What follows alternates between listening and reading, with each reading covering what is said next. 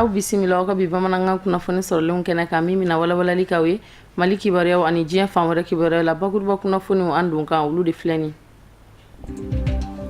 san o san seliba mana tɛmɛ o waati kelen bɛ bɛn ni ekolita ye Mali jamana kɔnɔ o labɛnninw bɛ senna denbayatigiw bolo ani ekoli ɲɛmɔgɔw bolo ala ka kabako kow tɛ ban kabako wɛrɛ kɛra kari tɛmɛnen aubergine dɔ dayɛlɛnna ni muru ye k'a sɔrɔ ala tɔgɔ sɛbɛnnen don a kɔnɔna na arabukan na o de y'an don kan ye bakuruba kunnafoniw na sɔɔni minnu bɛna walawalali caman k'aw ye aw bisimila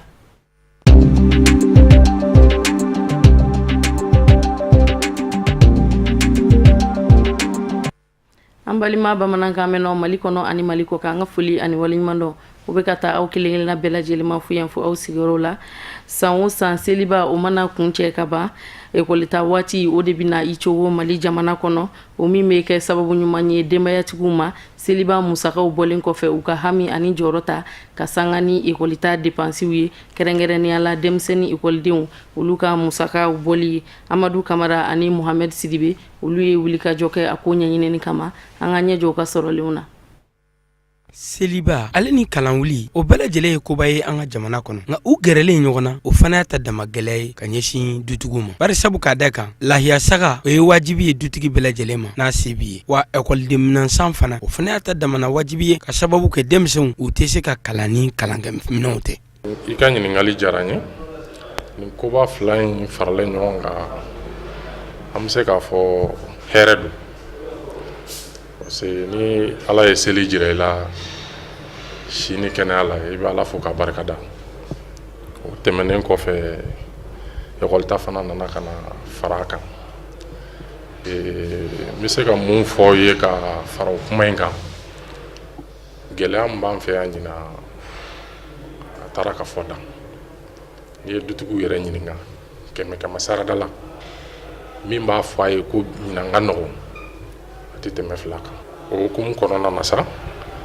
an kɔni b'a fɔ ala ni ka tiɲɛ yɛrɛ la an ye seli kɛ alhamdulilayi an y'a kɛ an kɛnɛya la mɛ a kɛra gɛlɛya kɔnɔ ekɔlita fana mun fana nalen filɛ fara kan o ye dɔ fara gɛlɛya kan ka taa fɛ donc a y'a fɔ cogo min na an bɔra seli la sisan kalanta waati sera tuguni seli kɛra gɛlɛya kɔnɔna na maliyɛn bɛɛ lajɛlen fɛ mɛ gɛlɛya in ala de y'a latigɛ ekɔlita in fana bɛna kɛ gɛlɛya kan mɛ gɛlɛya nin bɛɛ fara ala de la mais k'a yira mɔgɔw la k'a fɔ gɛlɛya n'a na waati don ni min waati min sera o bɛ kɛ donc mɔgɔ kana fɔ gɛlɛya b'an kun na k'a fɔ min k'an baga baaraw kɛ ekɔlita natɔ min kɛ ekɔliden parents k'a yira denmisɛnninw na k'a fɔ nin de se b'an ye ka nin k'a ye u ka taa kilasi kɔnɔ donc min se t'an ye u kan'o kɛ n'o kɛra denmisɛnninw b'a faamu somɔgɔw yɛrɛ bɛ lafiya san o san an b'a ye k'a fɔ seliba ale ni kalan wuli u bɛ ka don ɲɔgɔn na kosɛbɛ u bɛ ka kɛ gɛlɛyaba ye ka ɲɛsin dutigiw ma sabula nin bɛɛ n'a ta musaka don wa maa caman yɛrɛ y'a yira k'a fɔ ko gɛlɛya min yɛrɛ bɛ jamana kɔnɔ k'o kɛra sababu ye ka ɲina ekɔli wuli k'a kɛ gɛlɛyaba ye ka ɲɛsin dutigiw ma ayiwa ne bɛ min fɔ a ko kɔni ma nɔgɔ mɛnɛ an bɛ min fɔ feerelikɛlaw ye u ka nɔgɔya de don feerefɛnw na dɔɔni seli tɛmɛna o ye sanniko ye ekɔlita nana sanniko don a bɛɛ ye waribɔko ye donc an bɛ min fɔ feerelikɛlaw ye olu de ka nɔgɔya don a ko la dɔɔni walisa ni kow bɛ se ka nɔgɔya parents d'élèves ma cogo min na a ma nɔgɔ kɔni jateminɛ de ye kow ye gɛlɛya in bɛ tali kɛ bɛɛ de kan sisan a ma nɔgɔ maa si ma wariko a ma nɔgɔ dɛ tiɲɛ yɛrɛ la a donna ɲɔgɔn na a ko nɔgɔyalen tɛ dɛ an kɔni bɛ min fɔ tɔ ti mɔgɔ si la wariko in ma nɔgɔ feerekɛlaw k'a lajɛ u ka fɛnw nɔgɔya seli kɔni ta tɛmɛna komi terimuso y'a fɔ cogo min na an bɛ ekɔli wuli la diyagosa don denmisɛnninw ka fourniture bɛ sa an bɛ min ɲini u fɛ u k'a lajɛ ka nɔgɔya don ko la dɔɔni pour que denmisɛnninw bɛ se ka fɛn nisɔndiyalen bɛ se ka taa ekɔli la cogo min na. ni seliba donna ɲɔgɔn na gɛlɛya nana gɛlɛya ko kɔni o ye hɛrɛ an bɛ ala de deli ala ka bɛɛ lajɛlen sɔn sinon ça va pas du tout yɛrɛ ekɔlidenw yɛrɛ u t'a dɔn u bɛ mun kɛ tuguni quoi wari tɛ ka sɔrɔ a ka gɛlɛn yɛrɛ sinon tiɲɛ yɛrɛ la an bɛ wagati min na mali bɛ togoya min na mali tɛ sen kelen kan tuguni an ka wulikajɔ ani an ka sɛgɛsɛgɛliw senfɛ an ye jateminɛ kɛ misaliya la seliba mɔɔw bɛ musaka bako la tile damadɔ dɔrɔn ekɔlita fana bɛna kunbɔ o fana y'a ka musaka ye o bɛ maa caman ga a kamana na ka sababu kɛ musaka ninnu sɔrɔcogo wa a dun wajibiyalen don i ka nin musaka nin fila bɛɛ lajɛlen kɛ école tan seliba donna ɲɔgɔn na tiɲɛ na a bɛna jouer an denbayatigiw kan dɔɔni quoi parce que i b'a dɔn Mali yɛrɛ ko bɛ cogo min na sisan bon n'a fɔra ko école ta fana na don seliba yɛrɛ ɲɛkɔrɔla la vraiment dariba ye sunɔgɔtan ye quoi dugu dɔw jɛlen don an bɛ yɔrɔ min na bi an t'a kɔni t'a dɔn an b'an kun an bɛ taa ja yɔrɔ min na. bon sugu kɔni gɛlɛya ne yɛrɛ kɔni n ka denmisɛnninya faamuya la mɔgɔw ka faamuya tɛ kelen bi ne yɛrɛ bolo bɛɛ ni ko bɛɛ n'a waati don gɛlɛya min bɛ sugu fana kɔnɔ bon ni ɲɛmɔgɔw sera ka nɔgɔya don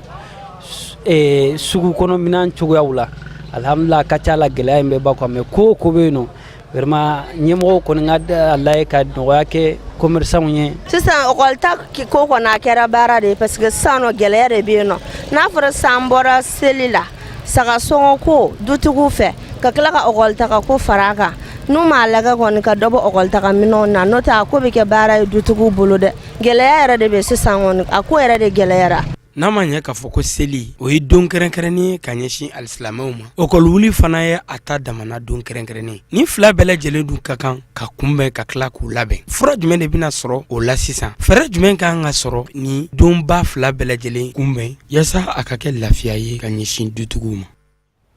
fɛn min bɛ k'i kun bɔ sisan nɔ ni o ye école ta ye ka bɛn ni octobre kalo tile 3 ye foroba écolesow ani kɛnyɛrɛ ye écolesotigiw u bɛɛ lajɛlen bɛ ka wuli ka jɔ bonya walasa ka fɛɛrɛ ani dabaliw tigɛ ka se ka écoledenw bisimila écolesow kɔnɔ ka bɛn ni école ta waati ye Amadu Kamara ani Mohamed Sidibe an ka jɛɲɔgɔnw ka sɔrɔlen na jo fana kun kan. kalan ale b'i labɛn ni waleya dɔw sabatili i n'a fɔ kalandenw bisimila yɔrɔ u magoɲɛfɛnw tabaliban b'o la kilasi b'o la o n'a ɲɔgɔnnaw caman ma o kadara kɔnɔna na kalan wuli ale tɔ tora panko kelen ani ɲawawa labɛnw bɛ fan bɛɛ lajɛlen fɛ kalansobaw la ani kalanso misɛnninw. Voilà, bon, l'école ta kɔni ni l'école kɔni sera kɔni responsable bɛɛ kan ka i ka l'école de préparatif kɛ a daminɛ yɛrɛ mun ye fɔlɔ ka l'école nettoyer ka l'école nettoyer ka jɛ tableau dilan tableau banc dilan ka éclairage vérifier ka fɛnw bɛɛ bila au point avant d'ouverture ka se ka mɔgɔw bila dans les meilleures conditions de vie et de travail et s'assurer que emploi du temps fana préparer là du prélève en tabe affiché à partir jeudi don na la son emploi du temps affiché ya cours be daminɛ DT cycle DT bac plus 2 c'est-à-dire bac bi mënu nu be sans fla kalan ko lu ba daminɛ lundi don de 3 8h au cours du matin le soir au 17h 17h21h au cours du soir licence mo ba daminɛ le lundi 10 une semaine après licence et master ou lu ba daminɛ disposition betara conseil de professeur Becker ni ala na rakra janama samedi natani à partir de 15h à l'école supplicie pour donner des emplois du temps aux professeurs et puis qu'un professeur ou la main ou va faire amélioration des femmes pour la bonne marche de l'école. Donc en quelque disposition comme d'habitude en mode que 100 ou 100 parce que c'est quand même c'est une disposition matin même les petites écoles là où des kanga commune kono des écoles fondamentales là ani lycée ne font normalement autorité kanga yala établissement kono pour vérifier si vraiment tout cela est en bon état pour recevoir les enfants parce que les enfants vont arriver là le 3 là ils vont arriver très propres, bien coiffés. Il faut que la carrière professeur ne mette qu'ils les reçoivent dans de bonnes conditions de vie et de travail. Ka sanga ni école wuli an ka jamana kɔnɔna na école karamɔgɔw ani écolesotigiw n'o ye promoteur ye u kɛlen bɛ ka wuli ka jɔ bonɲɛ yaasa écoledenw olu kana sɔrɔ labɛnw bɛɛ lajɛlen sabatilen dɔw fɛ yaasa kalan tako ɲuman o na sabati san kɔnɔna na. Anw ka niveau la n bɛ se k'a fɔ presque anw tilala labɛnw na parce que vacances yɛrɛ kɔnɔna la an ma sigi fiyewu. Salon baaraw kɛra cogo min na depuis salon na sini baaraw kɛra cogo min na ka na salon baaraw la an ye ladili dɔ sɔrɔ baaraw kɔnɔ donc o ladili baara ɲɛbila baaraw ye juman ye o ye k'an ka kilasiw kɔnɔ banw labɛn ka direction kɔnɔlaw labɛn k'u conformer pour que maa minnu bɛna baara kɛ salle ninnu kɔnɔ u ka kɛ salles kɔnɔ salle minnu bɛ critères répond u ka kɛ fenêtres b'u la ka ɲɛ fiɲɛ bɛ circuler librement. Bon, an b'o baaraw la bon sigilan ninnu banw an bɛ ka bɛɛ changer min kan ka changer k'o changer min bɛ retaper an b'o retaper bon an labɛnnen don pour que le 3 octobre 2016 kalan ka daminɛ à 8h à 8h déjà an y'an ka conseil des professeurs tenu donc maître min ka kan ka classe min ta fondamentale la o fɔr'o ye bon min ka kan ka classe min ta secondaire la o fɔr'o ye donc tout est fin prêt pour que le 3 octobre an ka se ka cours damina à 8h. O kadara kɔnɔna na wulikajɔ ninnu senfɛ ekɔli sotigi ninnu ani ekɔli karamɔgɔw olu caman y'a yir'an na k'a fɔ ko an bɛ waati min ko sisan labɛn bɛɛ lajɛlen sabatilen don ka bɛn ni ekɔliwuli ye min bɛna kɛ sababu ye denmisɛnw ka kalan kɛ lafiya ani hɛrɛ bɛɛ lajɛlen na. Ala ka masaya kɔnɔna na kabako ko dɔ kɛra kokura kun kari tɛmɛni gendarmekɛ dɔ ka denbaya la kantura kɔnɔna na Dar es Salaam Bamako. Madame Nimaga Maritu Tanjugura kumana min na a bɛna ka tobili baaraw daminɛ ni a ye aubergine cɛci fila ye ala tɔgɔ de bɔra aubergine fan fila bɛɛ ni ɲɔgɔn cɛla la. Mokhtar Bagayogo ani Samba Tarawele olu wulila ka taa ko in kɛyɔrɔ la ka taa ɲɛɲini an ka jɛ an ka kabako ko in lajɛ ɲɔgɔn fɛ. Kabakow tigɛ ka caya nka ni kelen ni min kɛra o na mɛn ka lakali. O kama juma tɛmɛnen septembre kalo tile 23 san 2016 in na o kabako ko belebele dɔ kɛra Bamako Dar es Salaam kantura la min bi hakilima hakili segi a yɛrɛ ma ka da la ka fɔ Ala ye kelen ye filanan tɛ a la. Alhamdulilahi rabbil alamin. Dimanche tɛmɛnen n'a bɛnna kalo in tile 25 ma ka madame n'a tɔgɔ ko Maritu Tanjugura ale tun taara sugu la juma don bi alamisa a taara aubergine san a tun bɛna kɛ dumuni la dimanche don dumuni n'o tun ye zamɛ 8h30 waati a ye aubergine tigɛ ale y'a tigɛ yɔrɔ min na a y'a da buramuso ma k'a ko ka bila daga kɔnɔ n y'a dɔn o ye fɛn dɔ ye aubergine in kɔnɔ a tigilen na a y'a wele a ko tanti ko ne ye fɛn dɔ ye a bɛ komi mori sɛbɛn de bɛ aubergine in kɔnɔ dɛ komi an denkɛ dɔ bɛ yan nɔ kalani dɔ u y'o wele ko Ala tɔgɔ de don sur le champ u ye ne yɛrɛ wele immédiatement n y'a ta n bolila ka taa kan kɔnɔ an ka alimami bɛ yen n taara yira a la ko ma ko Ala tɔgɔ de don n nana so kɔnɔ yan nɔ a ko kɛra o cogo la ten. Ni waajuli de bɛɛ lajɛlen ka waajuli de don fana i n'a fɔ waajuli ka ca a siraw ka ca min tɛ kumakan dɔrɔn ye Ala bɛ ko caman jira anw na hali an yɛrɛw dama ni ɲɔgɔn cɛ wallahi n'an b'a an ka ko kɛtaw lajɛ bi ni kunu n'an b'a lajɛ wallahi a b'an waaju karisa bɛ tan bi sini a bɛ tan yelemini masa de ye Ala ye ni ye waajuli belebele de don nga a ti jigi bɛɛ ka du kɔnɔ. Ne yɛrɛ bɔra yan o don na wula fɛ n nana ka na n sigi yan n ko ne ma ne bɛna taa sugu la donc n denkɛ dɔ bɛ yen n y'o lawuli n k'a ka taa n bila sugu la donc n taara sugu la ne yɛrɛ taara n ko n bɛna aubergine min san n ko dɔrɔmɛ 10 n ko ne ba n ko i tɛ kelen di yan a ko ayi ko ne tɛ kelen feere ko sara 100 50 ne fana ma problème d'a la ne ye 100 bi ne bɔ k'a d'a ma a y'an ka warimisɛn segin ma n ko bon n ye n bolo san ma sara da naani de dalen don n ye n bolo si cɛmancɛ ta ma n k'o ye n kɛ n kun a y'o ta ka kɛ n ka mana kɔnɔ ne yɛrɛ ma munumunu yɛrɛ n y'a bɔ wo ne fɛ dɔrɔn ka n ko don minnu bɛ feere kɛ goudron da la woninda la ne y'a san o la n ye n ko don sen nana n ye nafɛn bɛɛ bɔ kelen de tora mana kɔnɔ ne yɛrɛ ta halama bɔ dugu jɛlen ne ko an ka baarakɛla ma n ko a kana kile minɛ n kɔrɔmusow bolo ka na minɛn nabɔ k'a di yan k'a ma gɛrɛ n binamuso ninnu na donc ne yɛrɛ n sigi komi n tɛ fɛn na baara ka di n de ye ne ye ma gɛrɛ f'olu yɛrɛ dimina n kɔrɔ ne nana ten ne ye fɛn tɔ wɔrɔ bon n bolo laban o kɛra fɛn de ye supɔmu donc o y'a sɔrɔ n ye aubergine tigɛ dɔrɔn k'a bila ji la donc ne ye n ko dɔn ko ne bɛ ka n tɛgɛ ko olu fana nana ka na i bɛ ka kule n ko mun de bɛ yen e ko tanti ye aubergine min tigɛ sa ka bila Ala tɔgɔ de b'a la dɛ n ko a kana fɔ dɛ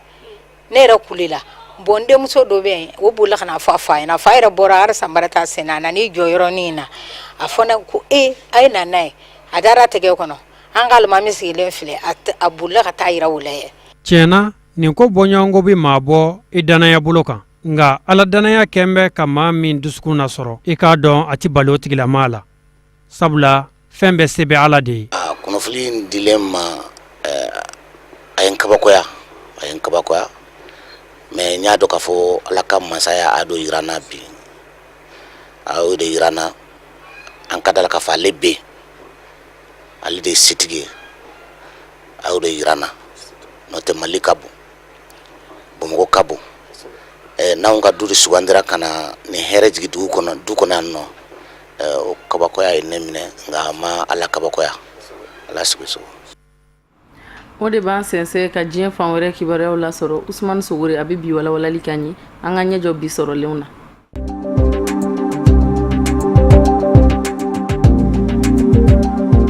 Côte d'Ivoire jamana kono hakilina minnu bɛ tali kɛ ka se ka yɛlɛma kura don jamana sariya sunba la avant projet de constitution o dilen kɔ jamana ɲɛmɔgɔ ma Alassane Dramane Ouattara sibiri septembre kalo tile 24 o kɛra sababu ye jamana ɲɛmɔgɔ fɛnɛ ka taama boloda ka taa dɛmɛbaga yɔrɔ politiki ko binaku kan Ari Kona Beje n'ale fɛnɛ Côte d'Ivoire jamana ɲɛmɔgɔ kɔrɔ dɔ ye ni maa fila ye hakilina dayiraw kɛ ɲɔgɔn na ka ɲɛsin yɛlɛma kuraw ma minnu kan ka don jamana sariya sunba kɔnɔ nka Alassane Dramane Ouattara ale y'a yira k'a nana hakilila ɲini de kɛ Ari Kona Beje kɛrɛfɛ ni maa fila u ka ɲɔgɔnw senfɛ mun kɛra Ari Kona Beje fɛ u sera ka ɲɔgɔn faamuya kɛcogo ɲuman minnu na u na se ka taa ni hakilina ninnu da wasabulon ɲɛkɔrɔ octobre kalo tile 5 nata nka o k'a sɔrɔ hakilina in ka don bala fɔlɔ minisiriw ka lajɛrɛ kɛnɛ kan conseil des ministres n'o kan ka kɛ araba nata Alassane Dramane Ouattara a y'a yira a ka kɔrɔfɔw la k'u bɛna hakilina dayiraw kɛ u ka wasabulon ɲɛma la ani u ka fangaɲini jɛkulu wasadenw RHDP maaw la u ka se ka hakilina donyɔrɔ sɔrɔ teliya la u ka laɲini kura in na ɲani a ka taa dayira wasabulon na yaasa foroba kalafili referendum a na se ka kɛ a waati kofɔlen na jamana ɲɛmɔgɔ kɔni ka laɲini de fɛrɛ ni wulikajɔw bɛɛ ka kɛ togoya min na u ka 3e république a ka se ka sigi sen kan ka bɛn ni sankura nata ye o mun laɲini de wasabulon kalata baro élection législative o ka se ka sigi sen kan ɲani ka taa se san banni ma an b'aw ladɔnniya k'a fɔ président Ari Kona Beje hali dakuruɲa kelen ale m'o fɔ ko in kunga maa ta dɔ a hakilina ye mun ye sariya kisɛ dɔw kunga k'a kɛ ni yɛlɛmakuraw ye mun kan ka don jamana sariya sunba kɔnɔ kɛrɛnkɛrɛnnenya la n'o bɛ tali kɛ ka dansigi si la i kana se k'i kanbɔ jamana ɲɛmɔgɔya nɔfɛ ani sariya kisɛ 35 ka baara jɔli n'o bɛ tali kɛ n'o y'a sɔrɔ i ye Côte d'Ivoire jamanaden walima n'o y'a sɔrɔ i ye dunan nalen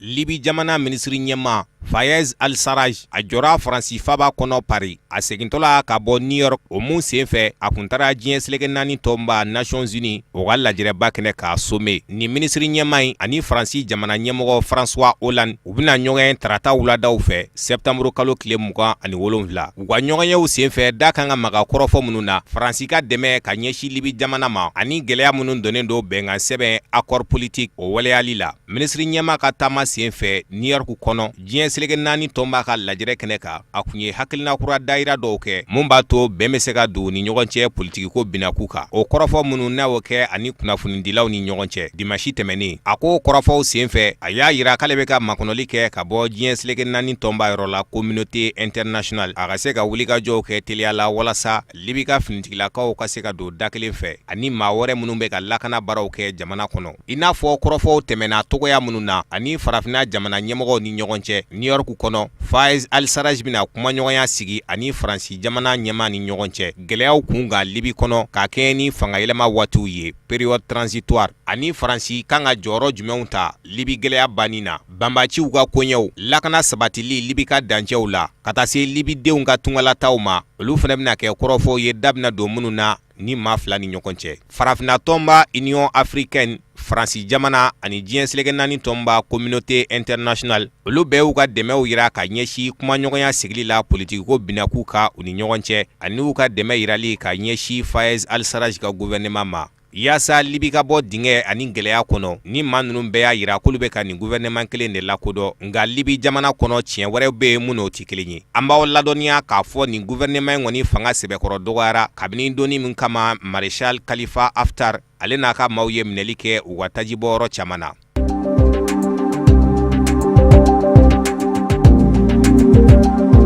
wasabulon kalata baaraw élection législative Maroc jamana kɔnɔ ale bɛna dayɛlɛ gɛlɛyaw ka fangaɲini jɛkulu 2 ani ɲɔgɔn cɛ a fɔlɔ o ye PJD n'ale bɛ fanga la kabini san 2011 n'olu ye silamɛya faamucogo gɛlɛn maaw ye a filanan o ye PAM ye n'olu ka laɲini ye silamɛya la k'a ɲɛdakɔrɔ d'a ma ani a yɛlɛmali ye waati nɔfɛ a bɛ se maa 10,000 bɔɲɔgɔnko ma minnu farala ɲɔgɔn kan cardo septembre kalo tile 25 Maroc faba kɔnɔna na araba fangaɲini jɛkulu PJD a ka lajɛrɛ bafolo sen fɛ premier meeting o kɛra kɛnɛ ye mun ye sira di yɛrɛ mangutu baaraw la campagne ka kɛ ni wasabulo kalata baaraw ye mun bɛna segi sen kan octobre kalo tile 7 an b'aw ladɔnniya k'a fɔ fangayini jɛkulu PJD ɲɛma Abdelila Benkiran n'ale fɛnɛ de ye ministre ɲɛma ye a y'a ka tɔndenw hakili sigi u ka lajɛrɛ kɛnɛ kan ni kumakanw ye ko ni ala sɔnna ma u bɛ se sɔrɔ.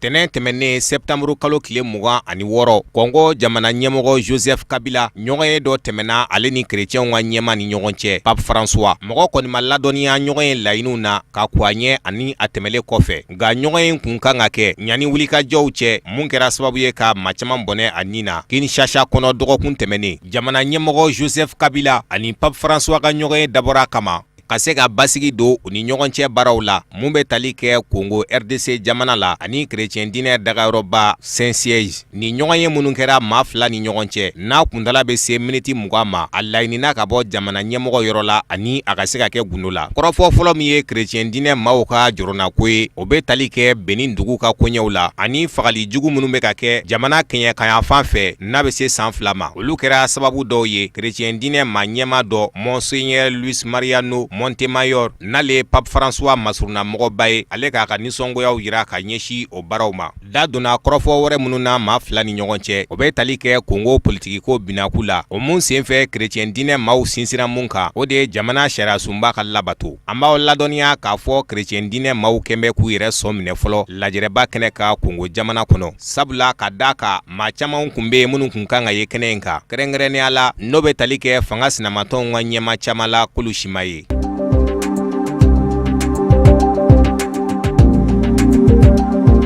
Dɔgɔkun 6 ɲani ka taa se jamana ɲɛmɔgɔ ɲini kalata baaraw ma Amerikikaw fɛ mun bɛna kɛ novembre kalo tile 8 o kɛra sababu ye baro fɔlɔ ka sigi tɛnɛ septembre kalo tile 26 fanga ɲinina fila ni ɲɔgɔn cɛ n'o ye Donald Trump ani Hillary Clinton ye ni baro in sigira miniti 90 ɲɔgɔnna kɔnɔ maa fila ni ɲɔgɔn cɛ u ka sanfɛ kalanso dɔ kɔnɔ mun bɛ wele ko University of Stra New York kɛrɛfɛ u ka baro sigira minnu ka o dɔ bɛ tali kɛ kɛrɛnkɛrɛnnenya la sɔrɔko économie ani Amérique jamana kɔkan politique n'o ye politique étrangère ye ka taa se siya woloma baaraw ma États-Unis jamana kɔnɔ ni baro in kunfɔlɔw sigira minnu ka o de ye ɲɔgɔn kɔrɔmatigɛliw ye fan fila ni ɲɔgɔn cɛ o kɛra sababu ye Hillary Clinton k'a yira k'ale labɛnnen don baro in fɛ wa labɛnnen don ka kɛ jamana ɲɛmɔgɔ ye an b'aw ladɔnniya k'a fɔ démocratiw ka maabɔ jamana ɲɛmɔgɔ ɲini kalata baaraw senfɛ Hillary Clinton a sera ka tɔɲɔgɔnkɛ ka kɔrɔfɔ camanw jaabi k'a kɛ ni a bolo mɛn nin baara la ani ko caman dɔnni a fɛ jamana yɛrɛ kun kan.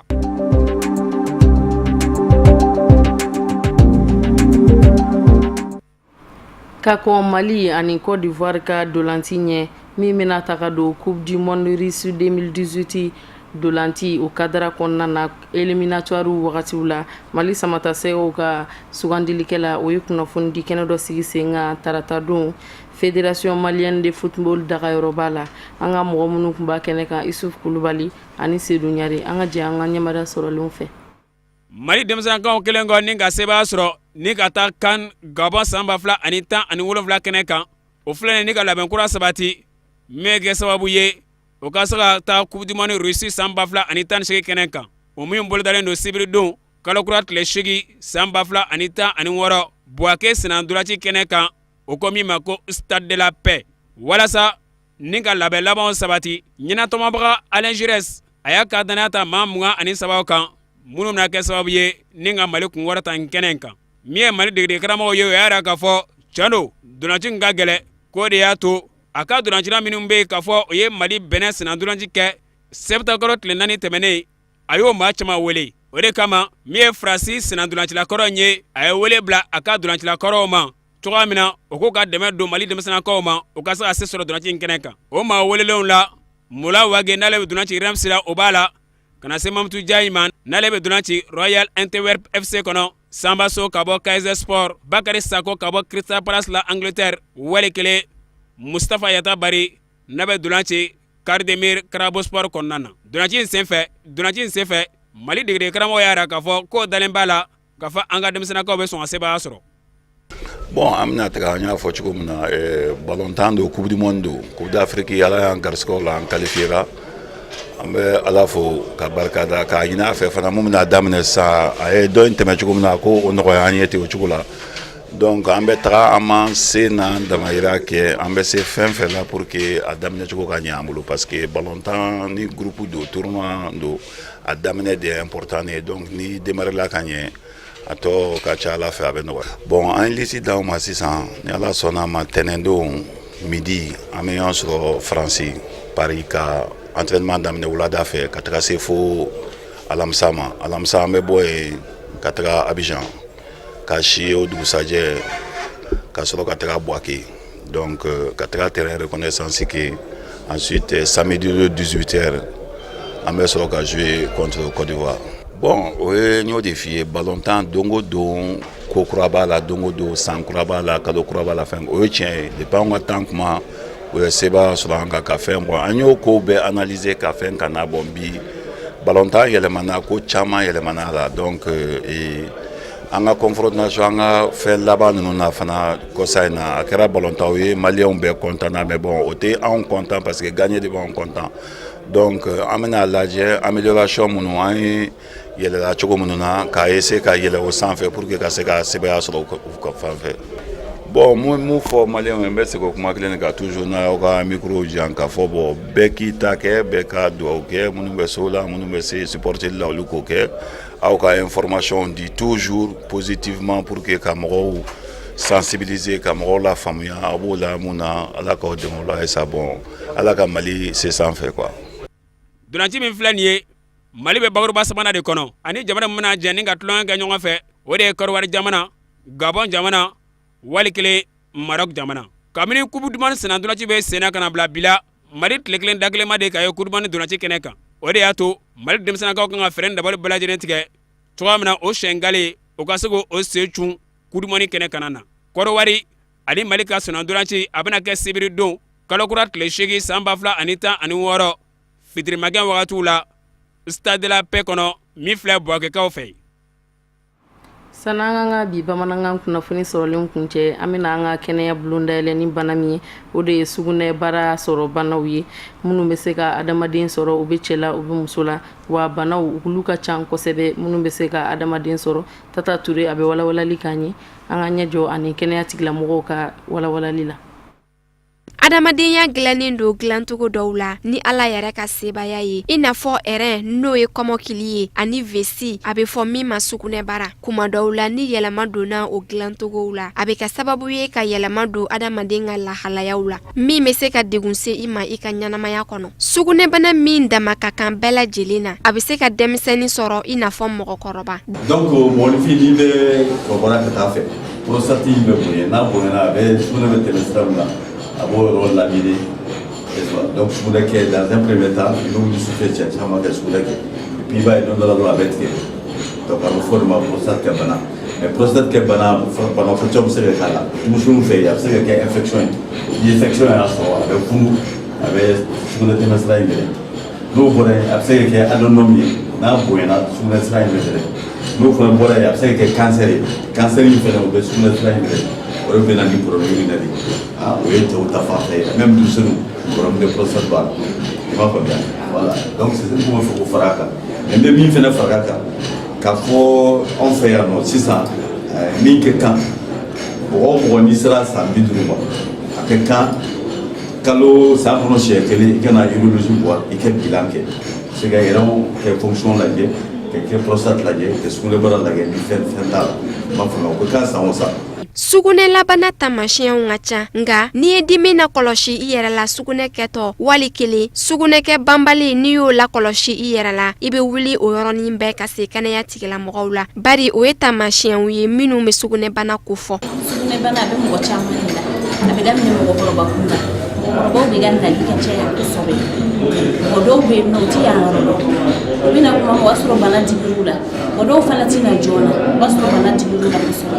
ne kɔni bɛ min fɔ cɛkɔrɔba ni musokɔrɔba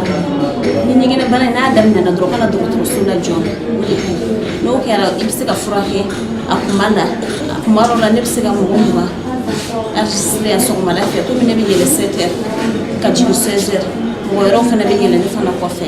denmisɛnninw na n bɛ se ka mɔgɔ caman yɛrɛ fana sɔrɔ denmisɛnninw na parce que sisan bana bɛ denmisɛnninw fana minɛ sisan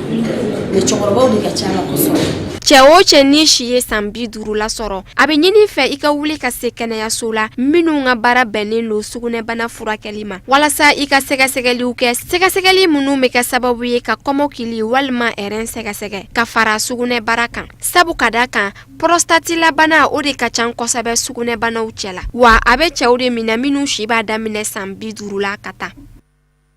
O de bɛ dan sigi an ka bi bamanankan kunnafoni sɔrɔlenw na aw ni ce aw ka ɲamadali la aw k'an bɛ sini ni Ala sɔnna ma.